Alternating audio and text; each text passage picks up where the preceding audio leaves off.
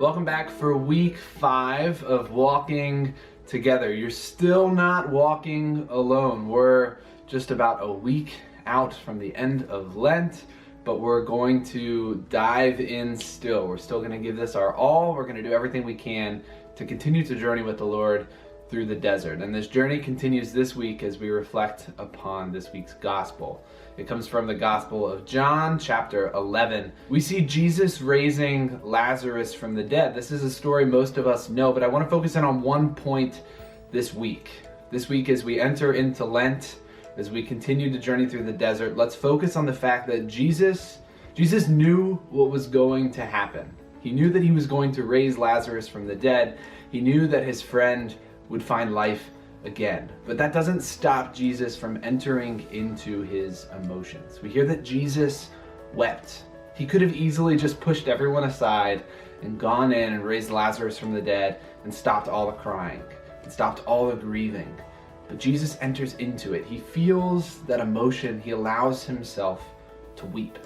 Now, as we look at what specifically we're going to be giving up this week, any lack of authenticity, I want this to come from this idea of the Lord showing his emotions, showing the fact that he's grieving over his friend's death. Just like that, I want us to be authentic, not only with ourselves and those around us, those in quarantine with you, but also authenticity with the Lord. Letting him have it, letting him know how your day is going. If it's going bad, tell him. He can handle it. If it's going great, share that as well. Just enter into the authenticity of your emotions and be able to share those effectively and in a healthy way with those around you, but also with the Lord.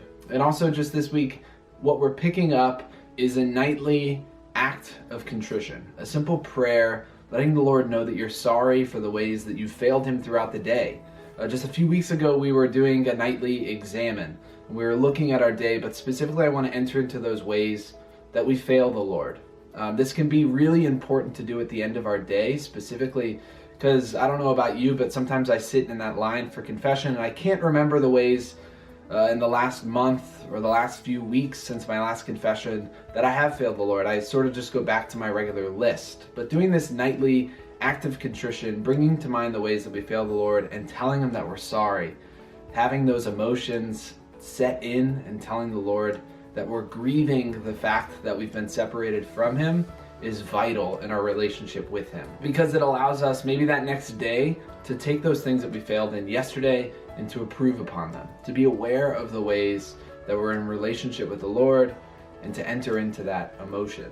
And we're going to be offering up all of this for those who mourn, specifically in this time of social distancing and quarantining, this time of isolation from the rest of the world. Any of those who are suffering loss, any of those who are suffering grief, are going through it in a different way than usual. They're usually able to be surrounded by people, and that helps them in the grieving process. But those who are mourning, especially in this time, have it a lot more difficult than usual. So we're going to continue to pray for them as we do all of these things this week, as we give up any lack of authenticity, as we pick up that nightly act of contrition, and offering all of this up again for those who mourn. This 5th week of Lent, let's again enter in. Let's walk through that desert with the Lord. We are very close to the finish, and let's continue to give it our all. Let's continue to remember that we are not walking alone.